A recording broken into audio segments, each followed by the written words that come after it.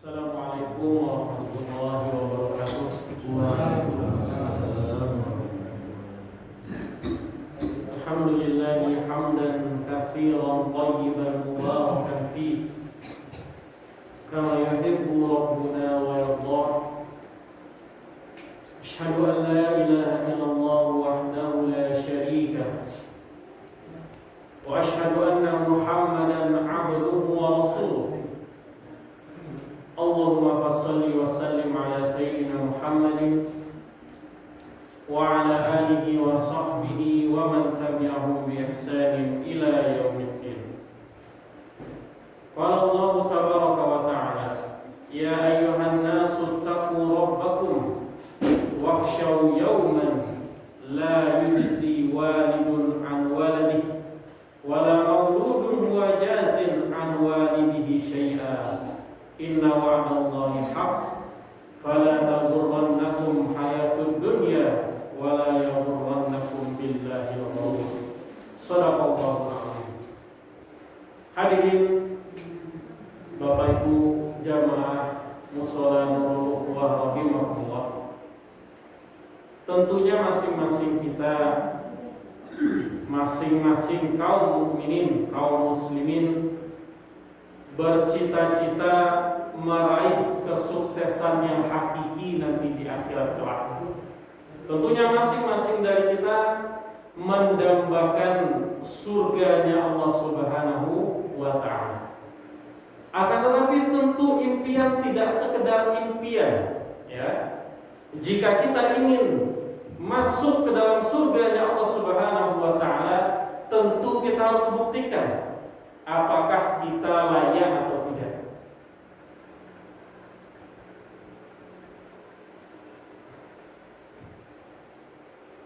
Maka hadirin rahimakumullah, sebagai salah satu bentuk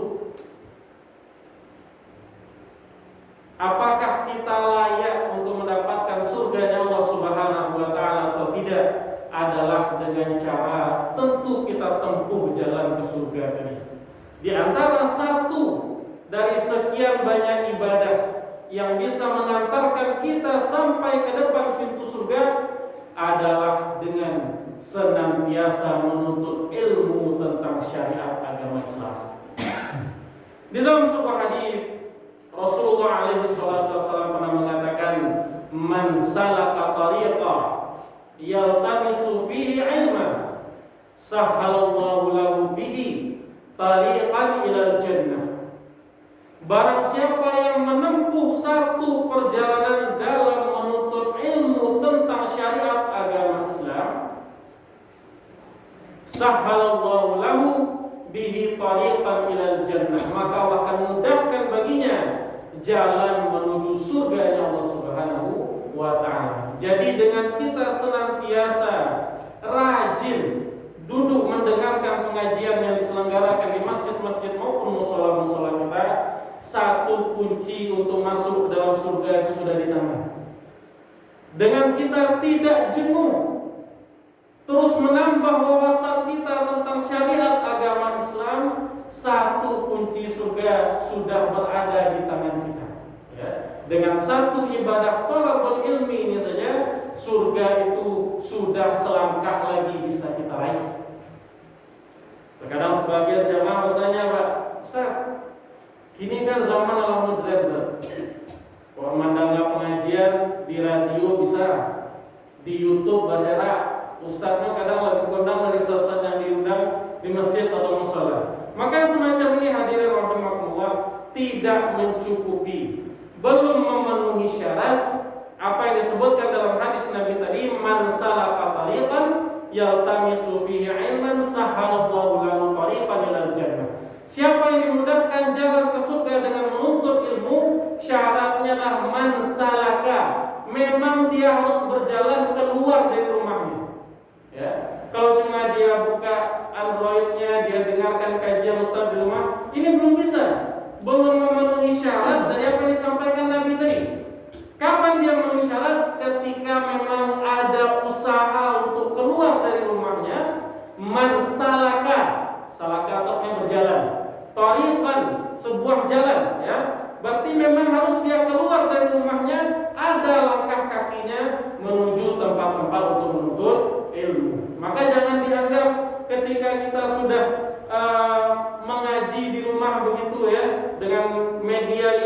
semacamnya, sudah sesumbar juga kita akan mendapatkan fadilah semacam ini. Hal yang semacam ini belum mencukupi. Apa syaratnya? Syaratnya adalah dia punya usaha, keluar dari rumahnya, ada perjalanan yang dia tempuh, baru kemudian dengan sebab dia keluar dari rumahnya tadi, Allah Subhanahu wa Ta'ala mudahkan jalannya menuju ke surga.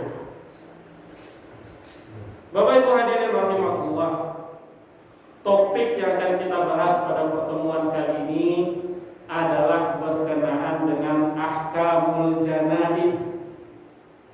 Ahkam al-janaiz. Kenapa?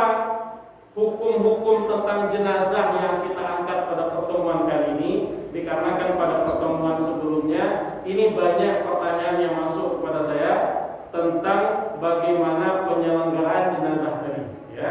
Kalau bentuknya itu cuma sekedar tanya jawab begitu, tentu jawabannya juga spontan, ya. Kadang dalilnya kita tidak bisa melengkapi secara lengkap.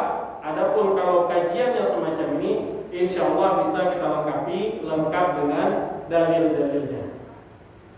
Maka pada pertemuan kali ini dan mungkin pada pertemuan berikutnya, kita akan membahas, fokus pembahasan kita adalah berkenaan dengan ahkamul janaiz, hukum-hukum terkait dengan penyelenggaraan jenazah.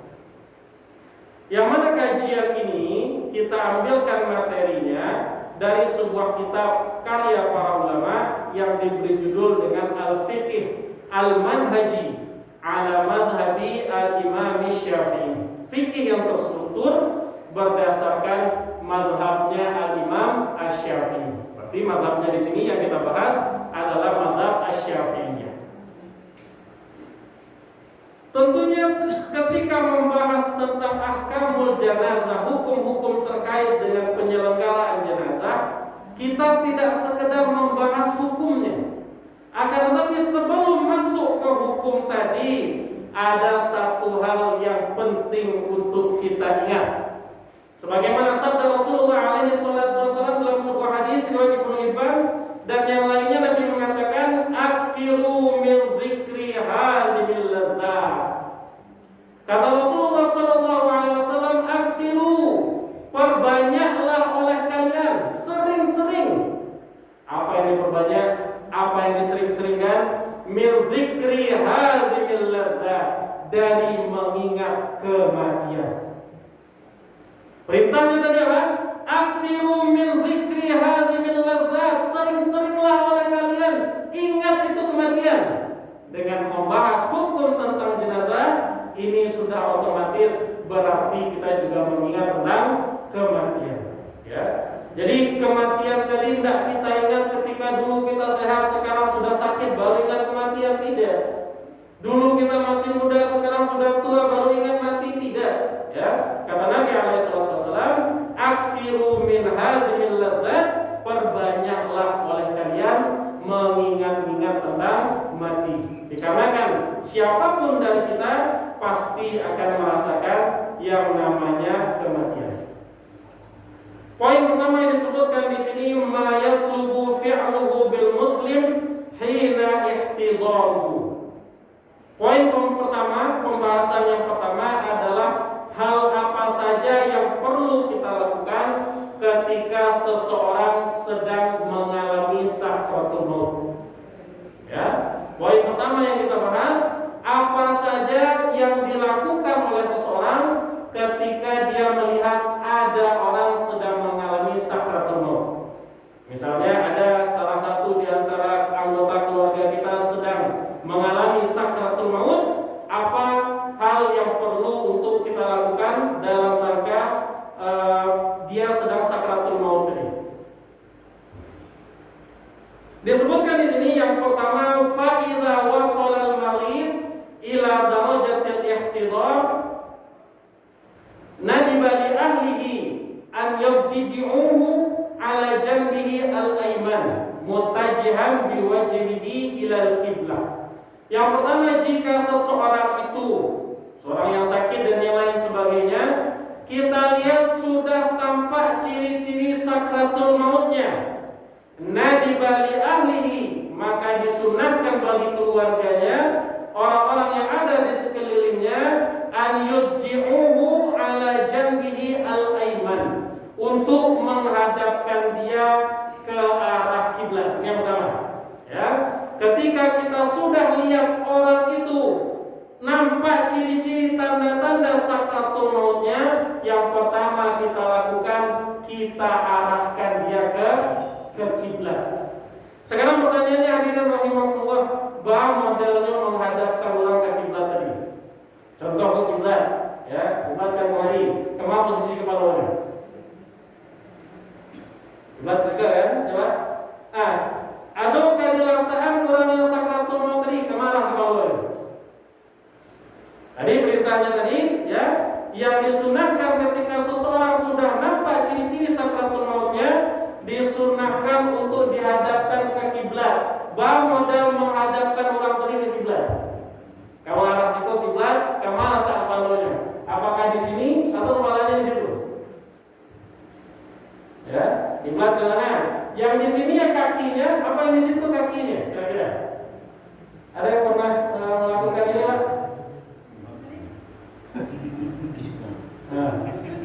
Arah kakinya di situ atau arah kakinya di situ? Kepalanya di situ atau di situ kepalanya? Kepalanya situ, Pak. Situ. Oh, kemari. Kemari kakinya. Kiblatnya kemari kan? Kiblat kemari. Kepalanya di situ, kakinya di situ. Atau kepalanya di situ, kakinya kemari. Kepalanya di situ. Mau jual kakinya di situ. Ada yang mau praktekkan silakan kalau mau, Pak. Bagaimana letakkannya di situ? Sudah coba tuh, ada jual. Ini boleh berbeda, cuma dua besar punya punya.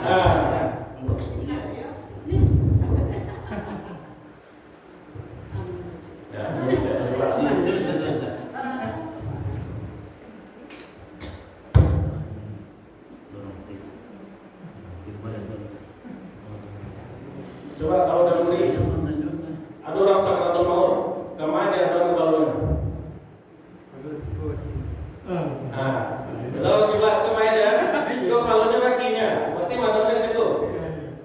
Kalau lihat model apa? Kepalanya di situ, kakinya kemari, kiblat di situ.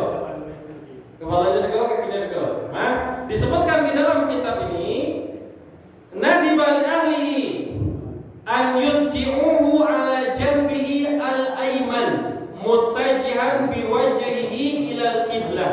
Yang pertama adalah diletakkan si mayat tadi atau yang sedang sakratul mayat tadi di atas bagian tubuhnya sebelah kanan. Jadi dia miring. Ya, posisinya miring. Diletakkan dia di atas bagian tubuhnya yang kanan, kemudian dihadapkan ke kiblat. Jadi posisi kepalanya adalah di sini, ya. Posisi kakinya di sini kalau kiblat ke sana.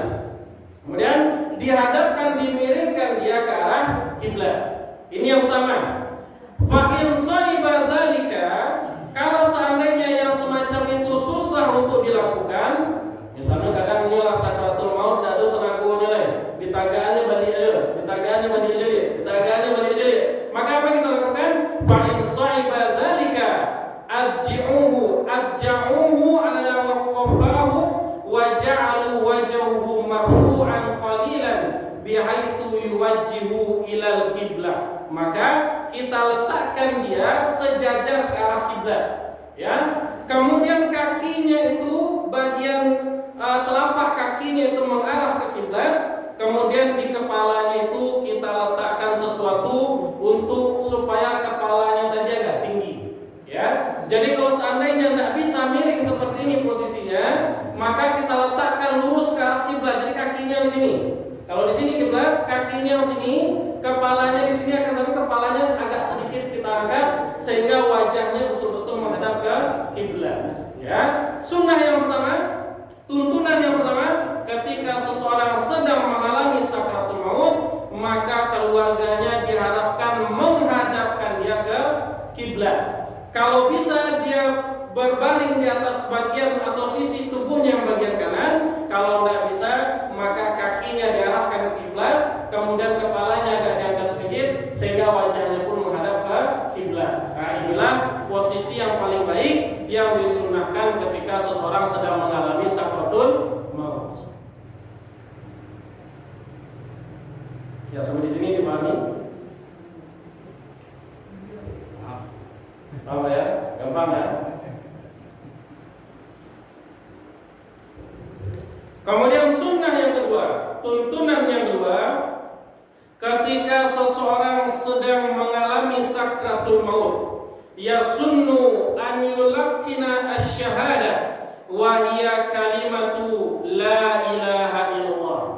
Ketika seseorang sedang mengalami sakratul maut, disunnahkan untuk ditalkin. Apa itu ditalkin? Didiktekan dia ucapan syahadat, yaitu kalimat la ilaha illallah. Ya, ketika seseorang sedang kita lihat ada ciri-ciri sedang mengalami sakratul maut, maka disunnahkan untuk membisikkan di telinganya, kita diktekan dia, kita talqin dia dengan kalimat la ilaha illallah. Bisyaklin rafiqin wa biduni ilhahin, dengan cara lemah lembut, pelan-pelan, tidak digesa-gesa. Ya, kadang orang mentalkin ku mau emosi dia tanya apa? Allah ditalkinkan la ilaha illallah, diulang balik, sampai terkadang emosi model orang berangan. Ya, maka yang disebutkan di sini bisyaklin rafiqin, dengan cara yang pelan. Biduni ilhahin, jangan dikejar-kejar dia. Kalau tidak mampu sekali, ya kita talkinkan, kita tunggu dulu selang beberapa waktu. Kalau tidak dia ucapkan juga, kita ulang lagi. Setelah diulang, tunggu beberapa waktu dan seterusnya. Tidak perlu kita kejar-kejar. Satu kalimat selesai, dilanjutkan kalimat yang lainnya, terus kalimat yang lainnya, tidak demikian. Kalau terjadi yang semacam ini, wadzalika bi an yuraddida ala sam'ihi kalimata la ilaha illallah. Kalau dikejar-kejar semacam ini, maka akan semakin jauh dia dari kemampuan membaca la ilaha illallah tadi. Jadi jangan ditarget, Pak. Ini harus bisa baca, enggak, ya. Sunnahnya bagi kita cuma mentalkinkan saja. Mampu atau tidaknya urusan belakangan. Yang penting kita talkinkan dia terlebih dahulu. Dalilnya di sini adalah sebuah hadis riwayat Imam Muslim, hadisnya sahih. Kata Rasulullah sallallahu alaihi wasallam, "Laqinu mautakum la ilaha illallah." Talkinkan kepada mayit-mayit kalian, maksudnya mereka yang sedang mengalami sakratul maut, ucapan la ilaha illallah. Sekarang bagaimana kalau ucapannya itu lengkap? Misalnya dibisikkan ke telinganya, asyhadu an la ilaha illallah wa asyhadu anna muhammadar rasulullah. Mana yang lebih bagus? Ucapan la ilaha illallah saja atau kita lengkapi syahadatain? Asyhadu an la ilaha illallah wa asyhadu anna muhammadar rasulullah. Kira-kira mana yang lebih bagus? Yang lengkap, Pak. Nah, berarti kalimatnya asyhadu an la ilaha illallah wa asyhadu anna muhammadar rasulullah yang lebih bagus. Ya, ada pendapat lain kira-kira? Mana biar cepat, la ilaha illallah saja atau lengkap kalimat syahadatain? Asyhadu an la ilaha illallah wa asyhadu anna muhammadar rasulullah.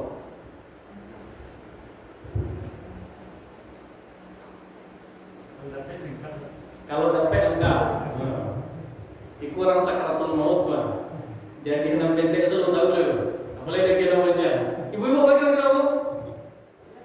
Kita talkinkan la ilaha illallah saja atau lengkap asyhadu an la ilaha illallah wa asyhadu anna muhammadar rasulullah. Kau dapat itu yang lengkap, ha? Maka hadirin rahimakumullah, jawabannya di sini yang lebih bagus cukup dengan kalimat la ilaha illallah saja. Alasannya apa? Yang pertama karena penyebutan di dalam hadis laqinu mautakum la ilaha illallah.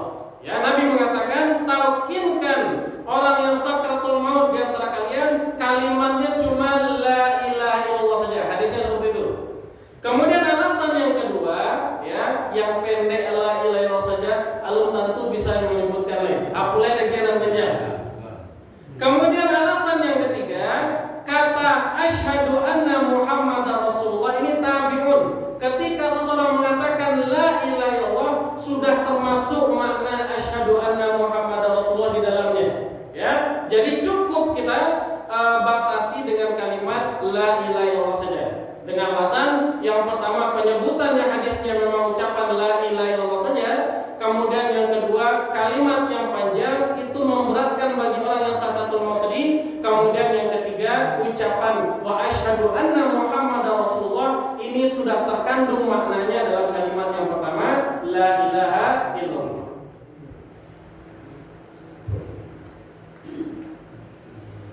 Ada kejadian Pak, ya. Nampak di Mungkuawa ada orang kecelakaan. Honda sama Honda. Dicari ala cie-cie amoknya. Ketika awak cari ala bidake di lehernya ada kalung salibnya. Tidak non muslim. Apakah kita talkinkan la ilaha illallah atau tidak? Di Mungkuawa ini meledudum. Ala cie-cie amoknya, ala sakratul mautnya. Dicari kiranya non muslim. Apakah kita talkinkan atau tidak? Tidak talkinkan biasa lah. Biasa lah. Keyakinannya beda. Kalau ditalkinkan Bapak, ada yang semuanya kalau talkinkan lah la ilallah boleh atau tidak? Boleh. Maka yang lebih benar dalam permasalahan ini talkin itu tetap dilakukan walaupun orang yang sakratul maut tadi statusnya selama hidup adalah non muslim. Dalilnya Bang, coba kita lihat ketika paman Nabi sedang mengalami sakratul maut. Ketika Abu Talib sedang mengalami sakratul maut, Nabi pun datang kepada beliau sambil mengatakan, "Ya am, wahai pamanku, kul la ilaha illallah, katakanlah olehmu la ilaha illallah kalimatun uhajulaka biha indallah." Dengan satu kalimat tadi, aku akan membelamu di sisi Allah. Abu Talib Islam atau tidak? Tidak Islam. Muslim atau tidak Muslim? Tidak Muslim. Tapi Nabi sendiri ketika Abu Talib sedang sakratul maut mentalkinkan kalimat la ilallah, katakanlah olehmu qul la ilaha illallah. Ini menunjukkan apa? Seseorang yang statusnya selama hidup non muslim, bukan orang Islam, tetap disyariatkan ketika di akhir ayatnya tetap kita talkinkan dengan kalimat la ilaha illallah. Kalau seandainya dia mampu mengucapkan itu sebelum kematiannya, maka dia tergolong matinya itulah husnul khatimah. Dikarenakan terakhirnya, walaupun sepanjang hidupnya dia bukan statusnya non muslim, akan tapi dengan akhir kalimatnya la ilaha illallah, berarti dia mati dalam keadaan Islam, mati dalam keadaan husnul khatimah. Nah, ini juga salah satu faedah atau alasan manfaat kenapa orang yang meninggal itu atau orang yang akan meninggal itu harus kita talkinkan la ilaha illallah. Karena kata Nabi SAW, man akhiru kalamahum la ilaha illallah dakhalal jannah. Barang siapa yang akhir dari ucapannya tadi adalah la ilaha illallah sebelum kematiannya, dakhalal jannah, maka dia akan masuk dalam surga. Janji dari Allah melalui lisan Nabi-Nya, man akhiru kalamihi la ilaha illallah dakhalal jannah. Barang siapa yang terakhir ucapannya dalam kehidupannya sebelum meninggal itu kalimat yang paling terakhir dia ucapkan adalah la ilaha illallah dakhalal jannah, dia akan masuk dalam surga.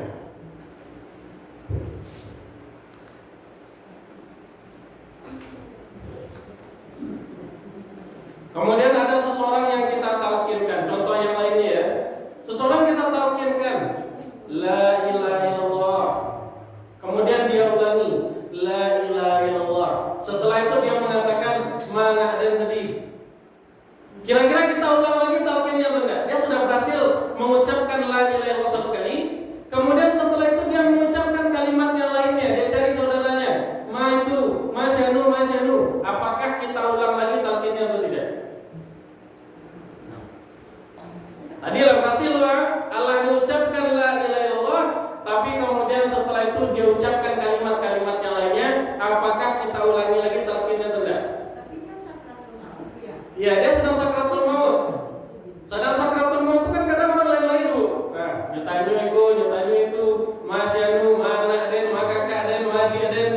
Allah wa talkinkan dia la ilaha illallah. Lain berhasil sekali la ilaha illallah. Sudah tadi nyebut mana den, madi den, maka den, mama den. Nah, kalau semacam ini apakah kita ulang lagi talkinnya atau tidak? Diulang lagi, Pak, ulang lagi Pak. Kan bahasa sekali. Kalimat terakhirnya, maka kalau kondisinya semacam ini, disunnahkan kita ulang lagi sampai kalimat yang terakhir betul-betul penghabisannya adalah kalimat la ilaha illallah. Malik hadis tadi, man akhiru kalamihi la ilaha illallah dakhalal jannah. Syaratnya satu, yang paling belakang penghabisannya itu adalah la ilaha illallah. Jika yang terjadi semacam ini, kalimat terakhir yang diucapkan seseorang itu adalah kalimat la ilaha illallah, maka yang semacam ini ya dijanjikan oleh Allah Subhanahu wa taala melalui lisan Rasulnya dengan dakhalal jannah, pasti dia akan masuk ke dalam surga. Bagaimana dengan orang yang koma? Ya, bagaimana dengan orang yang koma? Tugas kita hanya mentalkinkan. Terserah dia nanti bisa mengucapkan atau tidak. Kalau bisa mengucapkan, ini tanda husnul khotimahnya. Bagus, ini yang kita harapkan. Akan tapi terkadang seperti orang yang koma tadi, terkadang dia bisa mendengar, dia tidak mampu mengucapkan. Mudah-mudahan dalam hatinya dia ikuti, akan tapi tidak sanggup mengucapkan. Yang semacam ini termasuk di dalam keumuman hadis ini. Ya, jika memang tidak mampu sama sekali, orang yang koma syaraf motoriknya sudah tidak mampu bergerak sama sekali, ketika kita bisikkan dia masih mampu mendengar terkadang, dia sebutkan la ilaha illallah dalam hatinya, dikarenakan mulutnya tidak bisa bergerak lagi, maka termasuk dari dalam keumuman hadis ini.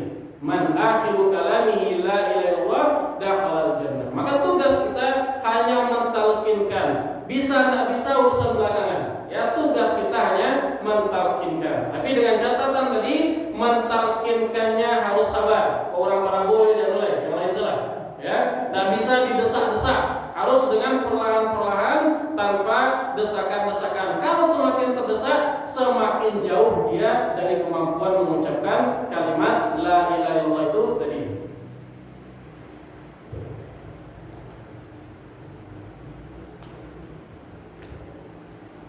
Kemudian perkara yang sunnah berikutnya dalam mazhab Syafi'i, yasunnu an yaqra'a indahu surat Yasin. Ya, disunnahkan dalam mazhab Imam Syafi'i, seseorang yang sedang sakratul maut itu disunnahkan dibacakan kepada dia surat Yasin.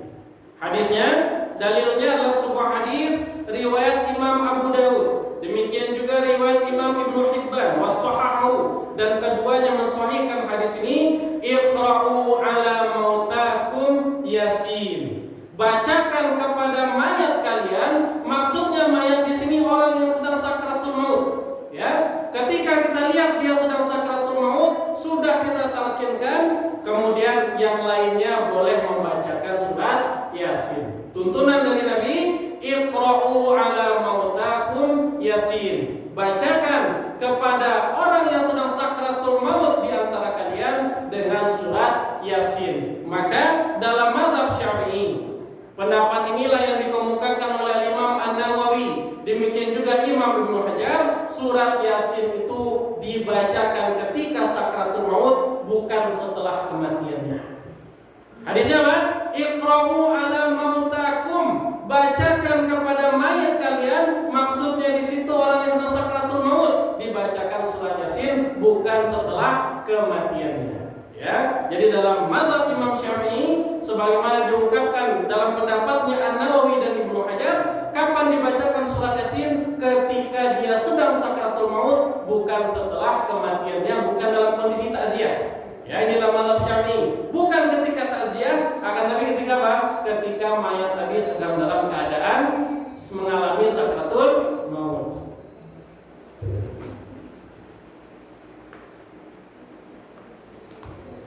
Ya, ini 3 poin yang disebutkan di sini. Apa yang penting untuk kita lakukan ketika ada salah seorang yang sedang tertimpa oleh sakratul maut itu tadi. Dari 3 poin ini, mungkin ada yang ingin disampaikan, didiskusikan, kita silakan. Sudah meninggal Kalau sudah meninggal, sudah meninggal kemudian setelah dia meninggal, apakah dibacakan Yasin? Dalam mazhab Imam Syafi'i, pendapatnya Nawawi dan Ibnu Hajar tidak dibacakan Yasin lagi. Kapan dia dibacakan? Ketika masih hidup, umurnya kecil. Ketika sakratul maut, itulah yang dia dibacakan Yasin. dan ini yang ada dalilnya. Kalau yang setelah kematiannya, wallahu ta'ala alam shawab, tidak ada dalil yang menunjukkan hal demikian. Ini tidak pernah dikerjakan Nabi, tidak pernah juga dikerjakan para sahabatnya maupun yang berada setelahnya. Yang dikerjakan Nabi apa? Yang dikerjakan para sahabat apa? Membacakan Yasin itu adalah ketika seseorang tadi sedang mengalami sakratul maut. Jadi kalau bisa yang semacam ini kita hindari. Karena yang sunnah, yang sesuai dengan tuntutan Nabi, kalau mau baca surat Yasin juga bacakan ketika dia sedang mengalami sakratul maut. Imam baca juga rame-rame ya sedang. Bagaimana, apakah membacanya ini sendiri-sendiri atau beramai-ramai? Sekarang kita dalam kondisi orang ini sakratul maut. Ya. Orang sakratul maut ini dalam keadaan kepayahan. Kalau kilo-kilo baca beramai-ramai tagaduhnya beda. Tagaduh. Maka walaupun perintahnya di sini iqra'u, bacalah oleh kalian, bukan berarti bacanya rame-rame berkarya-karya, enggak. Bacakan satu-satu masing-masing awak saja. Ya, dikarenakan kondisi semacam itu ketika dia sedang sakratul maut, ini kondisi yang terdesak. Ya, kalau bisa orang sakratul maut tadi meminta, ini tidak ingin orang beramai-ramai di situ.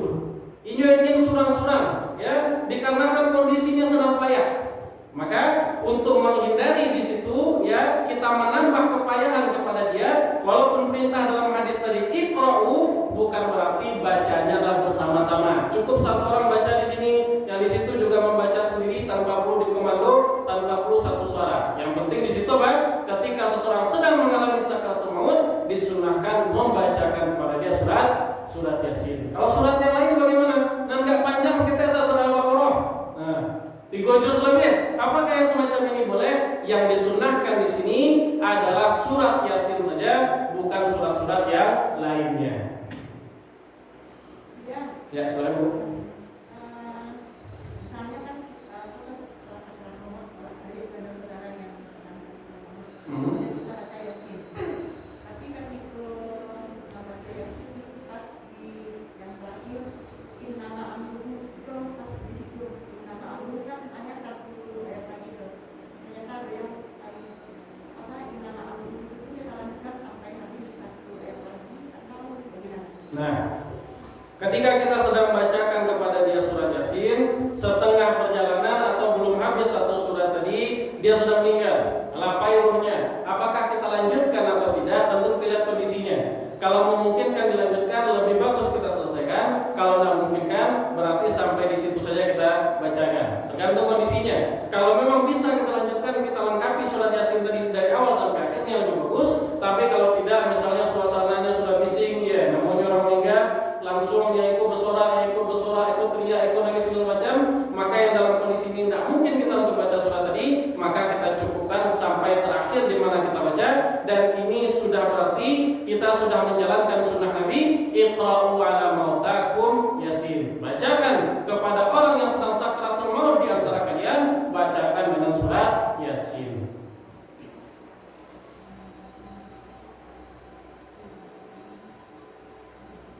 Ya, sudah masuk waktu Isya ya. Lanjut.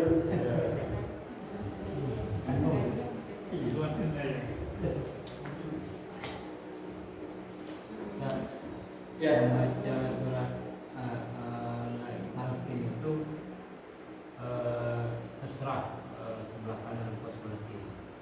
Di mana posisinya kita membacakan talqin beri? Apakah di kuping kiri atau kuping kanan? Yang bagus adalah kuping kanan. Dikarenakan Nabi SAW terbiasa dengan at-tayammun fi kulli syai'. Nabi itu terbiasa dengan berkanan-kanan dalam semua perkara. Kok pakai baju yang sebelah kanan di dahuluan, kok pakai sendal yang kanan di dahuluan. Bahkan ketika menyisir rambut, Nabi itu menyisirnya ke arah kanan. Ya, dikarenakan kata Aisyah radhiyallahu taala anhu, Nabi itu menyukai at-tayammun fi kulli syai', berkanan-kanan dalam segala urusannya. Maka ketika mentalkinkan juga kita disunahkan mentalkinkan dari telinga sebelah kanan. Ya, tadi dia dalam keadaan sakratul maut. Setelah ruhnya lepas, apa yang harus kita lakukan? Bagaimana tuntunan syariat? Ya, Tadi sakratul mautnya sudah lewat, ruhnya sudah lepas. Yang pertama kita lakukan adalah taghmidu ainai. Kita tutupkan matanya, ya. Sesudah dia lepas, betul-betul sudah lepas ruh dari jasadnya, kemudian yang kita lakukan adalah taghmidu ainaihi. Kita tutupkan kedua matanya, wasyadda lihyaihi bi'asabah. Kemudian kita ikat kedua pipinya. Tujuannya apa? Li'alla yabqa famuhu maftuhan, supaya dalam keadaan meninggalnya tadi mulutnya tidak terbuka. Apa dalilnya? Apa alasannya? Sebuah hadis riwayat Imam Muslim. Li'anna Nabi sallallahu alaihi wasallam dakhala ala Abi Salamah radhiyallahu ta'ala anhu. Ketika Abu Salamah, sahabat Nabi, meninggal dunia, Nabi pun masuk menemui di mana tempat beliau meninggal. Wa qad syaqqa basarahu, ai syafasa, dan ketika itu melotot matanya, terbuka lebar, fa'admadahu, kemudian Nabi pun menutupkan kedua mata tadi. Maka hadirin rahimakumullah, seseorang yang sedang mengalami sakratul maut, ketika ruhnya itu sudah terlepas dari badannya, memang seringnya itu matanya dalam keadaan terbuka. Dalam hadis lain Nabi mengatakan, inna ruha idza qabada taba'ahu al-basar. Ketika ruh itu tercabut, matanya itu mengikuti dari pergerakan ruhnya. Maka sesuatu yang lumrah ketika seseorang meninggal itu matanya sampai terbalik-terbalik. Kenapa? Ketika ruhnya itu tercabut, taba'ahu al-basar. Pandangannya itu mengikuti ke arah mana terbawanya ruh tadi. Maka sebagian orang ketika mengatakan kalau matunya terbelalak pas meninggal itu tanda sul khotimah. Ya, ini memang kejadiannya, keumumannya ini menimpa semua orang. Ya, dikarenakan ketika seseorang meninggal, ketika ruhnya dicabut, matanya itu mengikuti kemana arah ruhnya keluar. Bukan berarti yang semacam ini matinya su'ul khotimah. Lihat saja, di sini yang meninggal dalam keadaan seperti itu adalah Abi Salamah, sahabat Nabi. Kurang baik apa sahabat Nabi? Tidak ada sahabat Nabi itu yang mati dalam keadaan su'ul khotimah. Semuanya meninggal dalam keadaan husnul khotimah. Semua sahabat Nabi mendapatkan jaminan surga dari Allah Subhanahu wa taala. Lihat ketika matinya, wa qad syaqqa basarahu ay syafasa fa'admadahu. Beliau meninggal dalam keadaan terbuka lebar-lebar kedua matanya. Setelah itu Nabi pun menutupkan matanya tadi. Sekarang pertanyaannya, ketika kita menutupkan mata seseorang yang meninggal tadi, apa yang kita baca? Apakah ada bacaan-bacaan khusus atau enggak? Kalau orang waktu biasanya setiap waktu itu ada pasti bacaannya. Kalau ikut bacaannya, kalau ikut kesemana. Dalam permasalahan ini hadirin rahimahullah, tidak ada satu dalil pun dari Nabi SAW ketika menutupkan mata orang yang meninggal, Nabi membacakan zikir-zikir tertentu tidak ada. Jadi ketika menutupkan mata tadi, cukup dengan menutupkan mata tanpa mengucapkan zikir-zikir apapun. Ya, yang dituntut kalau Nabi seperti dalam hadis ini tadi, beliau cuma menutupkan mata tanpa adanya bacaan-bacaan tertentu. Kemudian yang tidak kalah pentingnya di sini, talyinu mafasilihi wa radda kullin minhuma ila makanihi. Seorang yang baru meninggal tadi dianjurkan untuk dilunakkan persendian-persendiannya. Ya, jadi jangan biarkan tubuhnya kaku seperti itu. Kita letakkan, kita lunakkan persendiannya, kita letakkan di tempatnya masing-masing. Kalau tangannya kita letakkan di atas dadanya, kalau perlu kita ikat ya. Jangan dibiarkan mayat tadi dalam keadaan tegang, terbuka segala macam demikian. Akan tapi kita lunakkan persendiannya, kita letakkan di tempatnya masing-masing. Kemudian wawadda'a syai'un thaqilun 'ala batnihi. Kemudian kalau bisa diletakkan sesuatu yang agak berat di atas perutnya, supaya ketika dalam meninggalnya perutnya itu tidak naik ke atas atau punggungnya itu membengkok perutnya ke atas. Nah, supaya hal semacam ini tidak terjadi, maka kita letakkan di atas perutnya itu sesuatu yang mungkin agak berat, tapi tidak terlalu berat ya. Sesuatu yang bisa kira-kira menahan dari pergerakan punggungnya tadi ke arah ke atas. Kemudian disunahkan juga wa yasunnu naz'u jami'i thiyabihi minhu. Ini mungkin jarang kita lakukan ya. Disunahkan juga setelah kematiannya tadi, setelah ruhnya lewat tadi, maka disunahkan untuk dilucuti semua pakaiannya. Ya, kalau dalam mazhab Imam Syafi'i, pakaian tadi si mayat tadi dilepaskan setelah dia betul-betul meninggal. Kalau yang biasa kita amalkan di sini, kapan pakaiannya dibuka adalah ketika akan dimandikan. Nah, kalau dalam mazhab Imam Syafi'i, yang lebih bagus, yang lebih sunnah kata beliau adalah ketika dia meninggal, kemudian semua pakaiannya dilucuti, kita ganti dengan kain-kain panjang. Kita tutupi di situ tubuhnya dengan cukup dengan kain-kain yang panjang dalam keadaan semua pakaiannya itu sudah dilucuti. Ya, ini berkenaan atau beberapa hal tentang apa yang perlu kita lakukan setelah seseorang meninggal tadi. Yang pertama adalah menutupkan kedua matanya, kemudian yang kedua kita lunakkan persendiannya, kita letakkan anggota tubuhnya di tempat masing-masing, kemudian kita letakkan sesuatu di atas perutnya, yang terakhir kemudian kita lucuti pakaiannya, kita ganti dengan kain-kain untuk menutupi tubuhnya tadi. Ya, sampai di sini ada yang ingin disampaikan, ada yang ingin ditanyakan, kita persilakan sebelum kita lakukan sholat isya berjamaah. Ya, saudara.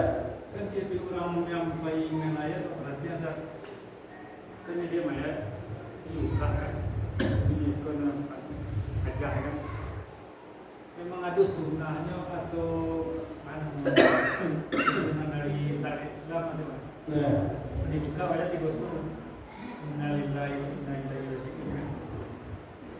sebagian masyarakat kita kalaulah mayat tadi terbujur, kita datang ya. Kemudian setiap orang itu kan ada kainnya yang tipis, karena warna putih, kainnya transparan.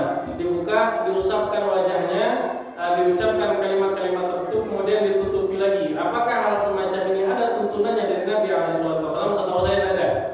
Ya, setahu saya tidak ada hal semacam ini kemudian menjadi tuntunan Nabi dalam permasalahan seperti ini. Maka kita kembalikan, kalau itu hanya sekedar tradisi saja, tanpa ada keyakinan itu merupakan satu ibadah tertentu, sekedar mungkin seseorang itu meluapkan rasa sayang yang terakhir, misalnya dia kecup keningnya lah, ya kan, dilus-lus wajahnya segala macam. Kalau cuma sekedar sampai hal itu saja, itu masih diperbolehkan, dengan catatan hal semacam ini tidak diyakini satu ibadah tersendiri. Kalau cuma sekedar hal yang sifatnya spontan, hal yang sifatnya tradisi saja, yang semacam ini masih boleh, dengan catatan hal yang semacam ini tidak dianggap sebagai satu ibadah tertentu, tuntunan tertentu dalam penyelenggaraan jenazah. Kalau tanpa keyakinan semacam ini, hal semacam ini boleh-boleh saja untuk kita lakukan. Jadi mata Al-Quran saja. Ya, Apa di kepala kan? diletakkan Al-Quran di kepalanya. Tujuannya apa? Tujuannya apa? Nggak tahu. Kalau sekedar tradisi boleh, tapi kalau sudah dianggap satu ibadah tertentu, kita tanyakan mana dalilnya. Kalau cuma sekedar tradisi, memang sejak zaman dulu kita lakukan model itu. Kalau sekedar tradisi saja, ini boleh tanpa keyakinan adanya itu bentuk-bentuk ibadah tertentu. Jadi kita bedakan mana yang tradisi, mana yang ibadah. Kalau sekedar tradisi saja silahkan. Kalau sekedar adat istiadat saja silahkan. Tanpa kita yakini memang itu ada ibadahnya tersendiri, ada tuntunannya dari Nabi. Kalau kita yakini itu sebagai ibadah, kita harus tahu apa dasarnya, apa landasannya, apakah memang Nabi dan sahabatnya melakukan itu kalau tidak. Karena sampai bid'ah ada. Hah? Karena sampai bid'ah ada. Saya kira untuk urusan bid'ah dan tidak bid'ah ini kajiannya panjang. Tidak bisa seorang tuh gampang-gampangan saja untuk mengecam satu hal ini bid'ah, ini bid'ah. Tidak bisa demikian. Kita harus rinci betul-betul, kita harus pisahkan dulu, kita tanya orang itu, kamu melakukan ini tujuannya apa? Dasarnya apa? Oh, ini sudah kebiasaan kita. Kalau kebiasaan ada masalah, selesai, ada namanya. Tapi kalau dia mengatakan ini tuntunan Nabi, kita tanya, mana coba saya lihat ada tuntunannya di mana, di dalam buku apa, ulama siapa mengatakan demikian. Ya, jadi tidak bisa kita langsung lihat, oh ini ada tuntunannya ini bid'ah, tidak bisa demikian. Ya, harus kita rinci terlebih dahulu.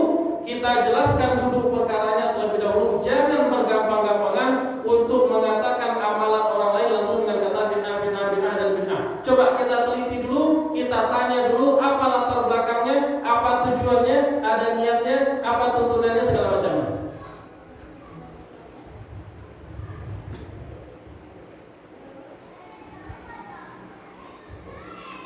Ya, masih ada? Kalau meninggal di kuburan itu orang sudah meninggal. Ya. Kalau pernah dikatakan ada diketahui umurnya kan.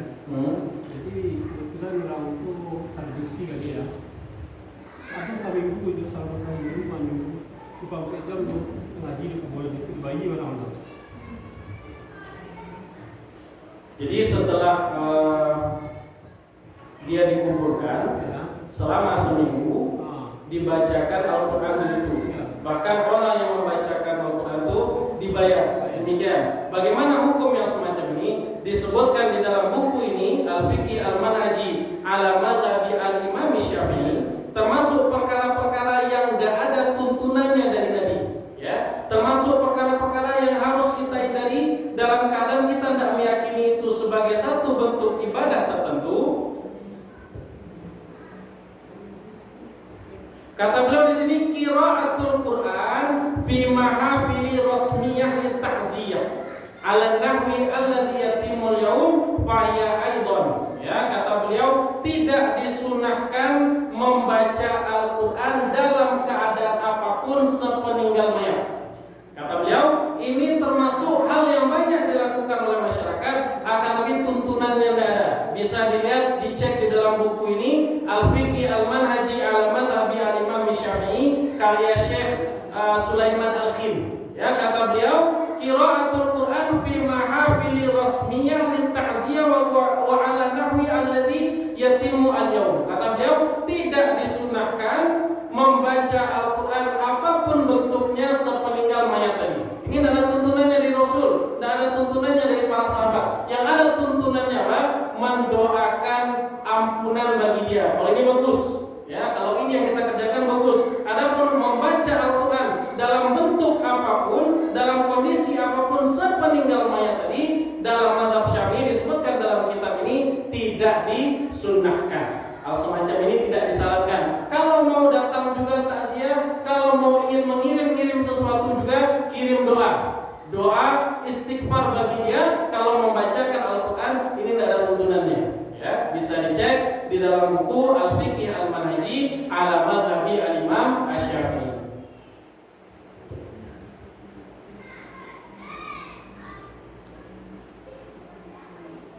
Kalau keluarga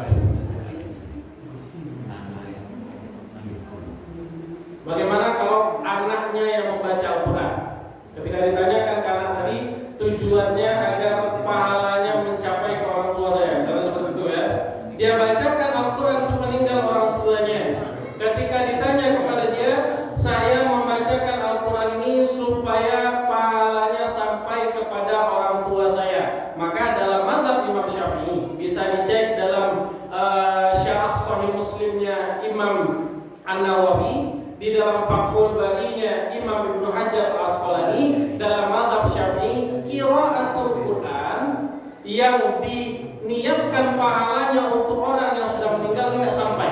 Siapapun yang membacakannya, mau anaknya, mau ponakannya, mau cucunya, mau tetangganya, segala macam, kalau dia membaca Al-Quran kemudian dia niatkan pahalanya untuk si mayit, dalam mazhab Syafi'i pahalanya tidak sampai. Jadi kalau kita tanya tujuannya apa, kalau dijawab jawabannya supaya pahalanya sampai, kita katakan pahalanya tidak sampai. Jadi percuma saja. Mending kamu baca untuk dirimu sendiri, kamu tampung pahala untuk dirimu sendiri. Ya, maka dalam mazhab Syafi'i, ketika seseorang membaca Al-Quran, dia niatkan pahalanya untuk mayit, yang semacam ini tidak sampai. Kalau mau mengirim juga, ada sesuatu yang diinginkan pahalanya untuk mayit, doa. Kalau doa ini ittifaq ulama semuanya sampai. Ketika kita doakan kepada mayit tadi, istighfar, ampunan oleh Allah Subhanahu wa taala, dia mendapatkan dua kebaikan. Yang pertama, dia mendapatkan pahala dari orang berdoa tadi, bertambah nilai pahalanya. Kemudian dia mendapatkan manfaat dari doa orang tadi. Kalau Allah kabulkan, dan pasti Allah kabulkan doanya, orang tadi akan terhindar dari siksa. Ya, maka yang lebih bagus daripada kita bacakan Al-Quran kepada mayit tadi, lebih bagus kita doakan dia dengan doa istighfar. Ya. Orang itu kalau mati, ada tak ciri husnul khotimah? Bagaimana ciri-ciri orang yang mati husnul khotimah? Ya, seseorang tadi sudah mati, ada nggak ciri-cirinya yang dengan ciri-ciri itu dapat kita klasifikasikan dia meninggalnya husnul khotimah atau tidak? Ada beberapa ciri-ciri. Ya.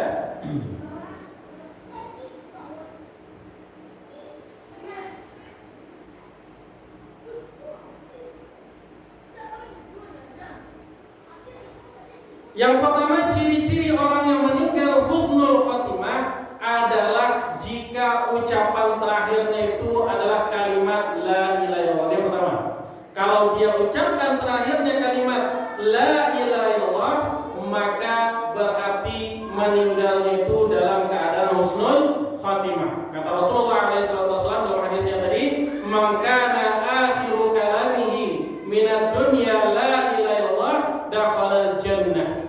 Ya, barang siapa yang meninggalnya atau akhir ucapannya itu adalah kalimat la ilaha illallah, maka dia masuk dalam surga. Berarti matinya mati husnul khotimah.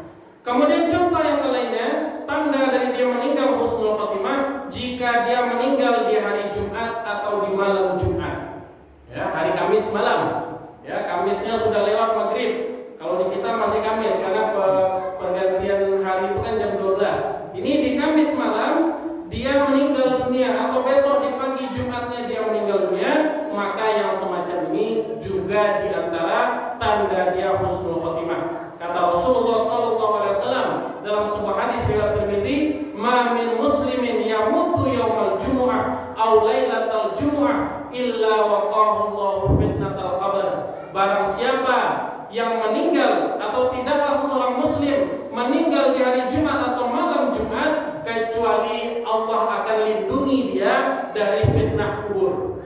Ya, jika seseorang mati atau meninggal dunia di hari Jumat atau malam Jumat, maka dia akan terhindar dari fitnah kubur. Kemudian yang terakhir, ya yang nomor 4 disebutkan di sini, yang nomor 4 bukan yang terakhir, di antara tanda husnul khotimah seseorang adalah dia meninggal dalam ketaatan kepada Allah Subhanahu wa taala. Dia meninggal dalam salat, dia meninggal dalam keadaan berpuasa, dia meninggal dalam keadaan bersedekah, dia meninggal dalam keadaan menjalankan ibadah umrah, ibadah haji. Yang semacam ini juga adalah tanda dia husnul khotimah. Kemudian yang berikutnya, sana'u jama'atin minal muslimin alaihi bil khair.